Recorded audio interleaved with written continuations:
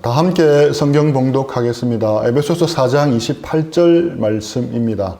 우리 한 절이기 때문에 다 같이 합독하겠습니다. 에베소서 4장 28절 말씀입니다. 도둑질하는 자는 다시 도둑질하지 말고 돌이켜 가난한 자에게 구제할 수 있도록 자기 손으로 수고하여 선한 일을 하라. 아멘. 우리는 옛사람을 벗어버리고 새사람을 입은 사람답게 살아가야 할 구체적인 영역에 대해서 계속 생각해 보고 있습니다. 정직과 분노에 대해서 다루었고 오늘은 회개에 대해서 생각해 보겠습니다. 새사람의 세 번째 특징은 돌이키는 삶입니다. 다르게 표현하면 회개하는 삶입니다. 오늘 본문에서 주목할 단어는 돌이켜입니다. 돌이킴, 즉 회개입니다.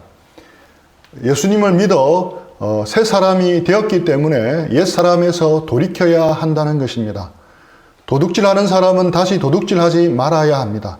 거기서 그치는 것이 아니라 돌이켜 가난한 자를 도울 수 있도록 자기 손으로 수고하여 선한 일을 하라고 말씀합니다. 도둑질하는 사람이 예수님 믿어 단번에 그 잘못을 고칠 수도 있지만 한 번에 못 고칠 수도 있습니다. 오래된 습관이 단번에 고쳐지는 것은 쉽지 않습니다. 또한 도둑질하게 만들었던 근본적인 가난이라는 상황적인 문제도 쉽게 해결되지 않습니다. 그러나 예수님 믿는다고 하면서 아무런 죄책감이나 변화 없이 여전히 도둑질을 하는 일을 계속한다면 어떻게 되겠습니까? 로이드 존스 목사님은 이 문제에 대해서 회개라는 책에서 단호하게 말합니다. 회개하지 않는 사람이 그리스도인이 된 적은 없습니다. 당신의 삶에 회개의 특징이 나타나지 않는다면 그리스도인이라는 이름표를 떼어버리는 것이 낫습니다. 강하게 말씀하고 있습니다. 삶에서 회개의 변화가 나타나지 않는 사람은 그리스도인이 아니라는 것입니다. 회개의 열매가 나타나지 않는 사람에게서는 그리스도인이라는 이름표를 떼어버리라는 것입니다. 시간이 흘러도 옛사람에서 돌이킴이 보이지 않는 사람은 구원받은 하나님의 백성인지 아닌지 진지하게 다시 고민해 보아야 한다는 것입니다. 여러분은 예수님 믿고 과거 옛사람에서 돌이키고 있습니까? 분명 회개하셨습니까? 회개에 합당한 열매가 여러분 속에 나타나고 있습니까? 만약 그것이 없다면 여러분은 ENM의 멤버일 수는 있지만 하나님의 나라와는 아무런 상관이 없는 사람입니다. 이만큼 회개는 중요한 주제입니다. 그런데 회개라는 말을 우리가 자주 사용하지만 회개에 대한 올바른 개념을 가지고 있는 사람은 많지 않습니다. 제가 여러분에게 몇 가지 질문을 해보겠습니다. 회개하지 않은 채 잊어버린 죄는 용서받지 못하는 것입니까? 그냥 죄를 고백하면 회개가 되는 것입니까? 얼마나 회개해야 진짜 회개하는 것입니까? 눈물 콧물 범벅이 되어 울면서 회개하면 용서받고 덤덤하게 회개하면 용서받지 못하는 것입니까? 앞으로 3주에 걸쳐서 회개라는 주제를 다루기를 원합니다. 우리가 회개에 대해 가지고 있는 잘못된 오해가 풀리는 시간이 되었으면 좋겠습니다. 또한 회개 속에 숨은 놀라운 은혜를 발견하는 시간이 되었으면 좋겠습니다.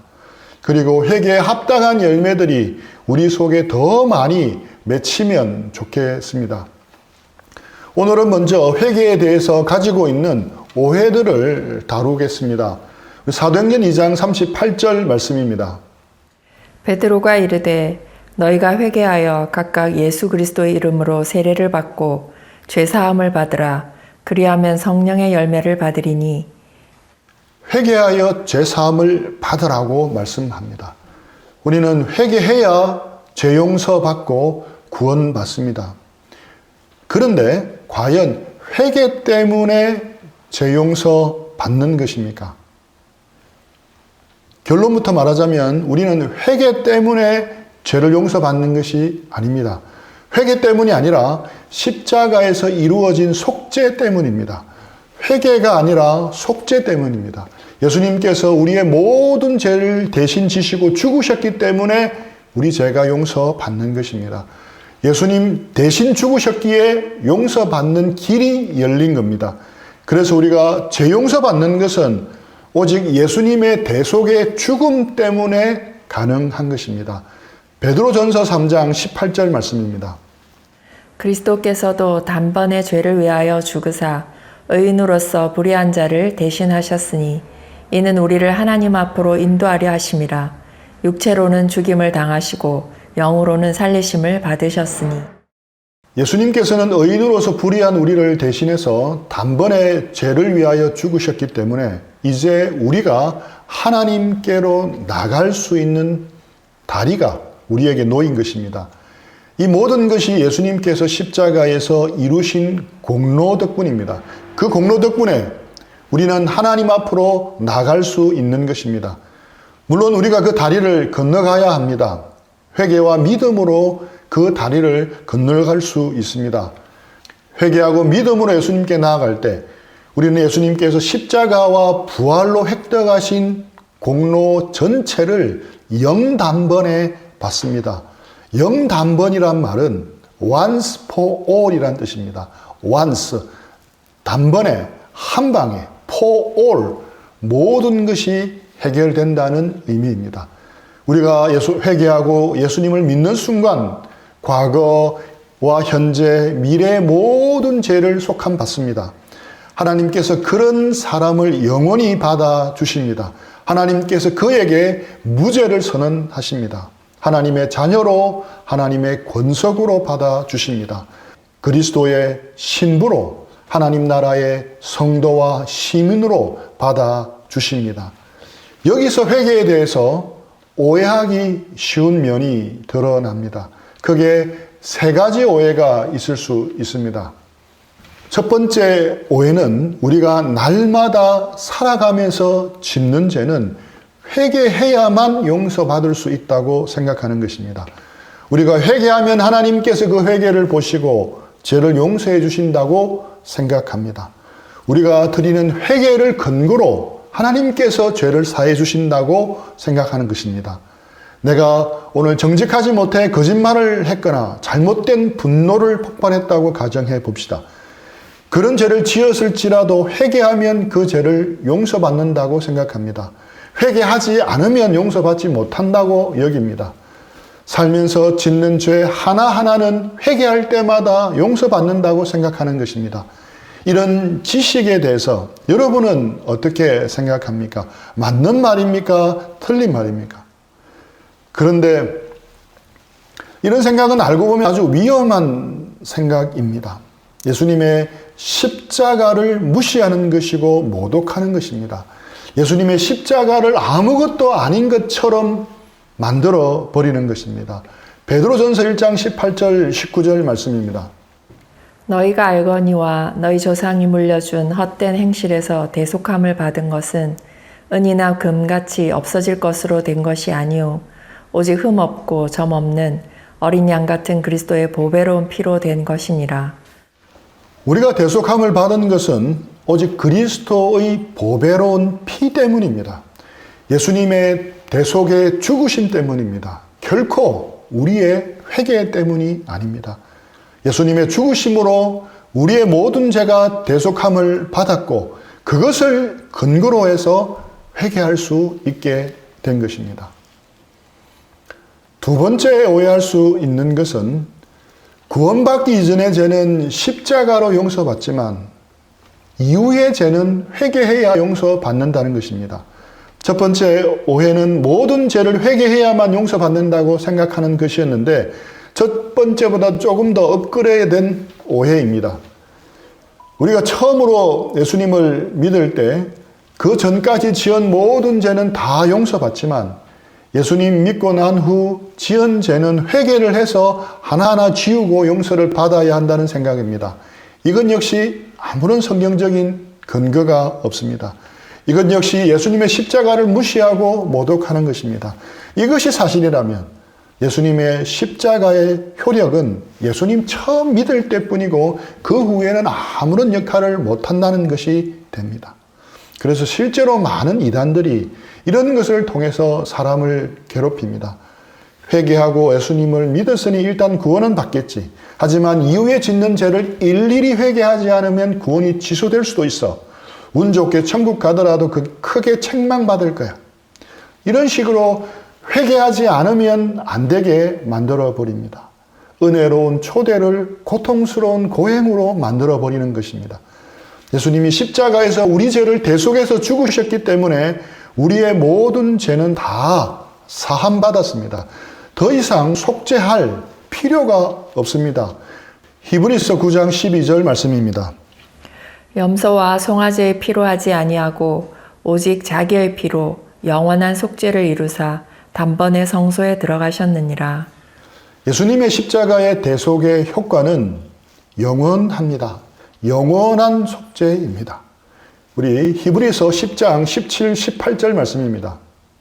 또 그들의 죄와 그들의 불법을 내가 다시 기억하지 아니하리라 하셨으니 이것들을 사하셨은즉 다시 죄를 위하여 제사 드릴 것이 없느니라. 십자가는 우리가 과거에 지은 죄, 그리고 지금 짓고 있는 죄, 미래에 지을 죄까지 모두 없애버렸습니다. 하나님은 믿는 자의 죄와 불법을 다시 기억하지도 아니하십니다. 그래서 다시 제사 드릴 것이 없습니다. 세 번째 오해는 더 이상 회개할 필요가 없다는 것입니다. 우리의 과거와 현재, 미래의 모든 죄가 십자가로 용서받았으므로 더 이상 회개할 필요가 없다는 것입니다. 이것이 IYF, 기쁜 소식 선교회라는 이름을 가진 구원파라는 이단에서 주로 강조하는 가르침입니다. 처음 믿을 때 회개했기에 이제 다시 회개할 필요가 없다는 것입니다. 다시 회개하면 오히려 속죄의 공로를 믿지 못하는 죄를 짓는 것이라고 말합니다. 이 말이 맞는 말인 것 같기도 하고 틀린 것 같기도 합니다. 정말 예수님의 십자가에서 내 모든 죄가 다 용서받았고 죄를 기억지도 않는다고 말씀하시는데 다시 회개할 필요가 없는 것 아닌가 하고 생각할 수도 있습니다. 이들은 주기도문을 잘 사용하지 않는다고 합니다. 왜냐하면 그 주기도문에는 우리가 우리에게 죄를 지은 자를 사하여 준 것 같이 우리 죄를 사하여 주옵시고 라는 회개의 기도가 들어가 있기 때문입니다. 그들의 논리에 따르면 예수님이 가르쳐 주신 기도를 하게 되면 죄를 짓는 것이 됩니다. 분명히 이들의 가르침은 잘못된 것입니다. 회개에 대해서 잘 모르기 때문에 생긴 오해입니다. 많은 사람이 회개를 회개 기도라고 생각합니다. 회개와 회개 기도를 헷갈려 하는 것입니다. 회개하라는 말씀을 읽을 때나 그런 설교를 들을 때 그것을 회개 기도하라고 하는 것으로 이해하는 경우가 많습니다. 세례 요한이 세례를 받으러 나오는 사람들에게 회개하라고 외칩니다. 그때 사람들의 반응은 사람들은 어떻게 반응을 했습니까? 누가복음 3장 10절로 14절 말씀입니다. 무리가 물어 이르되 그러면 우리가 무엇을 하리이까? 대답하여 이르되 옷 두 벌 있는 자는 옷 없는 자에게 나눠줄 것이요 먹을 것이 있는 자도 그렇게 할 것이니라 하고 세리들도 세례를 받고자 하여 와서 이르되 선생이여 우리는 무엇을 하리이까 하매 이르되 부과된 것 외에는 거두지 말라 하고 군인들도 물어 이르되 우리는 무엇을 하리이까 하매 이르되 사람에게서 강탈하지 말며 거짓으로 고발하지 말고 받는 급료를 족한 줄로 알라 하니라. 회개하라는 세례 요한의 메시지를 듣고 사람들은 어떻게 반응합니까? 자신의 이전 죄악된 삶에서 돌이킬 것을 결심합니다. 그리고 무엇을 해야 하는지 세례 요한에게 묻습니다. 여기서 회개에 대한 분명한 개념을 배울 수 있습니다. 세례 요한은 과거 탐욕스러운 삶에서 분명하게 돌이키라고 말씀합니다. 회개는 마음과 삶을 돌이키는 것입니다. 회개하는 사람은 그동안 악을 사랑하고 하나님을 멀리했던 것에서 돌이키기 위해 죄를 자복하는 회개의 기도를 올리기도 합니다. 하지만 회개의 핵심은 하나님께로 돌아와서 구체적이고 실제적으로 자신의 마음과 삶을 돌이키고 바꾸는 것입니다. 이처럼 회개는 마음과 삶을 하나님께로 돌이키는 것임을 안다면 아까 구원파의 주장이 틀렸음을 알 수 있게 됩니다. 왜 그렇습니까? 우리는 우리의 삶을 늘 하나님께로 향해야 하기 때문입니다. 예수님 믿고 회심한 신자들도 죄를 짓습니다. 여전히 악을 행할 때가 있습니다. 그렇기 때문에 우리가 한 번 믿고 회심한 후에도 계속해서 마음을 하나님께로 돌이켜야 하는 겁니다. 회개 기도를 하는 것은 물론이고 우리의 삶 전체를 하나님께로 돌이킬 필요가 있습니다. 그래서 마르틴 루터는 장차 종교개혁의 도화선이 된 95개조 논제를 비텐베르크 교회 정문에 써붙이면서 그 반박문의 첫 번째 논제를 회개로 잡으면서 이렇게 선포합니다. 우리 주 예수 그리스도께서 회개하라고 하셨을 때 이는 믿는 자의 삶 전체가 회개하는 삶이어야 함을 말씀하신 것이다. 믿는 자의 삶 전체가 회개하는 삶이어야 한다고 말씀합니다. 우리가 예수님을 믿을 때 분명히 죄와 세상에서 돌이켜 하나님을 향해야 합니다. 하지만 우리는 믿은 후에도 여전히 죄를 지을 때가 있고 악을 행할 때가 있습니다. 그럴 때 우리는 다시 우리의 마음과 삶을 하나님께로 돌이켜야 하는 것입니다. 그래서 믿는 자의 삶 전체가 회개하는 삶이어야 한다고 말씀하는 것입니다. 이제 이해가 되십니까? 회개는 단순히 회개 기도를 하는 것 이상입니다. 회개 기도를 하면 죄가 용서받는 효력이 있는 것도 아닙니다. 하나님 앞에 우리가 지은 죄를 무효로 만드는 것은 예수님의 십자가입니다. 우리는 그 십자가의 공로를 날마다 의지하고 날마다 회개할 수 있는 은혜를 얻는 것입니다. 우리가 예수님을 믿을 때 우리는 죄 용서받고 신분상 하나님의 자녀가 되었음에도 불구하고 여전히 죄를 범합니다. 이때 하나님은 하나님의 자녀된 우리를 징계하시기도 합니다. 물론 이것은 하나님이 주시는 형벌은 아닙니다. 형벌은 하나님의 진노에서 나오지만 징계는 사랑에서 나옵니다. 우리가 죄를 지으면 하나님은 스스로를 가리시기도 합니다. 우리가 죄를 지으면 기도를 들으시지만 응답을 하지 않으시기도 합니다. 우리가 경험적으로 알고 있듯이 우리가 죄를 지으면 하나님의 임재하심이나 친밀함을 느낄 수 없게 됩니다. 평안도 기쁨도 사라집니다. 우리가 죄를 지으면 우리는 구원의 확신을 잃어버리기도 합니다. 오해하지 마시기 바랍니다. 우리의 구원을 잃어버리는 것이 아니라 구원에 대한 확신을 잃어버리는 것입니다. 정말 하나님이 나를 사랑하실까 하는 의심에 사로잡힐 수 있습니다. 기쁨과 만족은 어디론가 가버리고 열정도 사라집니다. 다들 이런 경험을 해보셨으리라 생각합니다. 이때 신자는 회개하게 됩니다. 이것이 회개합니다. 이것은 속죄가 아닙니다. 예수님이 속죄해 주셨기 때문에 우리가 지은 죄에 대한 형벌은 이미 끝났습니다. 그럼에도 불구하고 하나님과 우리 사이의 거리가 벌어졌기 때문에 우리는 회개해야 합니다. 즉 하나님께로 돌이켜야 합니다. 다시 말하면 회개가 죄를 없애주는 것이 아닙니다. 그리스도의 속죄가 우리에게 이룬 그 공로를 근거로 해서 하나님께로 돌이키는 마음의 표현입니다. 이것이 회개입니다. 그러면 믿는 우리가 회개할 때 하나님은 어떻게 대하십니까? 그리스도가 죽음과 부활로 이루신 공로를 근거로 하여 하나님은 우리를 용서하지 않으면 안 되는 상황에 처하십니다. 하나님께서 신자의 회개를 받지 않으시는 것은 예수님이 이루신 공로를 무시하는 것이 되어버립니다. 그러면 하나님은 불의한 분이 되어버립니다. 그래서 하나님은 그리스도의 공로 위에서 신자의 회개를 받으시고 그를 용서하시고 사랑해 주시고 그에게 스스로를 드러내십니다. 징계를 멈추고 다시 관계를 회복시켜 주십니다. 그래서 믿는 우리는 다시 구원의 확신과 하나님의 사랑을 누리게 됩니다. 예배와 기도 가운데 하나님을 만나게 되는 것입니다. 예수님께서 우리에게 회개하라고 말씀하시는 것은 우리를 괴롭히는 것이 아닙니다. 우리에게 고행하라고 떠미는 것도 아닙니다. 그것은 세상에서 가장 달콤한 초대입니다. 예수님께서는 우리에게 이렇게 말씀하시는 것입니다. 이미 내가 십자가와 부활로 내 죄를 다 용서하고 너를 의롭다고 선포할 근거를 마련해 놓았다. 그러니 이제는 더 이상 죄에 빠지지 말고 내게로 와서 다시 하나님과의 은혜로운 교제를 회복하라. 이렇듯 우리가 회개할 수 있다는 것은 큰 복입니다. 정리해 보겠습니다. 회개는 우리의 죄를 대속하신 그리스도의 십자가를 의지해서 평생토록 하나님께로 돌이키는 삶인 것입니다.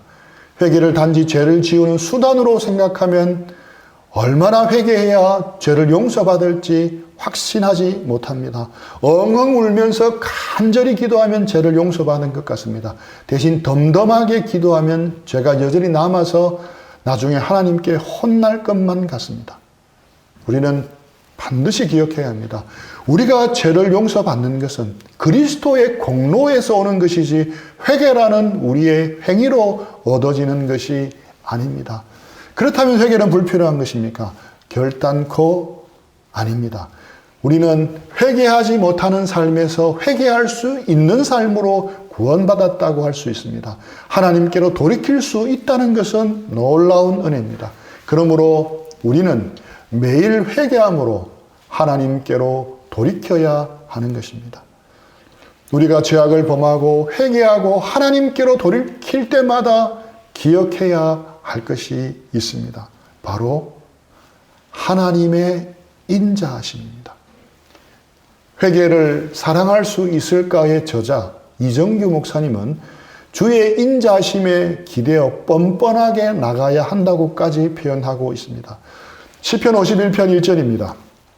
하나님이여 주의 인자를 따라 내게 은혜를 베푸시며 주의 많은 긍휼을 따라 내 죄악을 지워 주소서. 시편 51편은 우리가 잘 알듯이 다윗이 드린 유명한 회개 시입니다.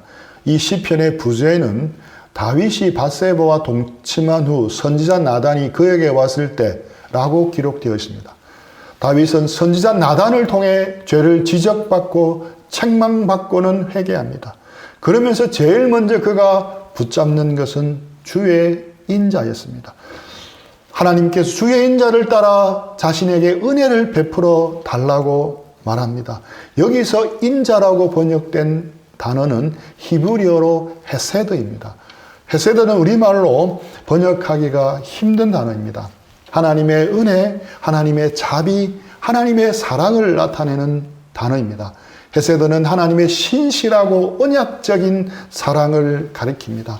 하나님의 사랑은 언약, 즉 약속에 기초한 사랑이라는 것입니다. 즉 하나님께서는 우리가 행한 무엇 때문에, 우리가 이루어낸 무슨 공로 때문에 우리를 사랑하는 사랑이 아닙니다. 하나님 스스로가 우리를 사랑하겠다고 약속하셨기 때문에 베푸는 사랑입니다. 우리 신명기 7장 7절 8절 말씀 읽어보겠습니다. 여호와께서 너희를 기뻐하시고 너희를 택하심은 너희가 다른 민족보다 수요가 많기 때문이 아니니라. 너희는 오히려 모든 민족 중에 가장 적으니라. 여호와께서 다만 너희를 사랑하심으로 말미암아 또는 너희의 조상들에게 하신 맹세를 지키려 하심으로 말미암아 자기의 권능의 손으로 너희를 인도하여 내시되 너희를 그 종되었던 집에서 애굽 왕 바로의 손에서 속량하셨나니. 하나님께서 이스라엘 백성을 택하시고 사랑하신 것은 그들에게 사랑받을 만한 자격이나 공로가 있어서가 아닙니다. 다만 너희를 사랑하심으로 말미암아 그저 그들을 사랑하시기 때문입니다. 너희의 조상들에게 하신 맹세를 지키려 하심으로 말미암아 그들을 사랑하기로 정하고 약속했기 때문에 사랑하시는 겁니다. 그래서 사랑하시는 겁니다. 이스라엘 백성들은 언약 백성이었지만 끊임없이 하나님을 배반합니다. 하지만 하나님은 절대로 언약을 깨지 않으십니다. 변함없이 사랑하십니다. 끊임없이 다가오십니다. 이 헤세드의 사랑은 하나님이 그리스도 안에 있는 우리에게 베푸신 사랑입니다. 따라서 헤세드의 사랑을 받는 사람은 자신이 어떤 행동 때문에 거절당할까봐 두려워하지 않습니다. 언제나 하나님께서 신실하게 받아주실 것을 알고 믿음으로 나아갑니다. 그래서 다윗은 참으로 용서받기 힘든 악한 죄를 지었지만 하나님의 헤세드의 사랑을 알았습니다. 그 사랑에 의지해서 회개의 기도를 시작하고 있습니다. 하나님이여 주의 인자를 따라 주의 헤세드를 따라 내게 은혜를 베푸시며 라고 기도하고 있는 것입니다. 우리도 다윗처럼 구할 수 있습니다. 우리가 하나님께 한 행동을 생각한다면 하나님은 우리에게 용서를 베푸실 이유도 없습니다. 용서해야 할 의무도 없습니다. 하지만 하나님은 헤세드의 하나님이십니다. 신실하고 인자하신 분이시기에 회개할 때마다 우리를 용서해 주십니다. 마치 우리를 용서하실 의무가 있는 것처럼 그렇게 용서해 주십니다. 그 헤세드의 사랑을 바라보고 뻔뻔해질 필요가 있습니다. 이 헤세드의 사랑을 뻔뻔하게 믿고 바라보고 우리는 회개해야 할 줄 압니다.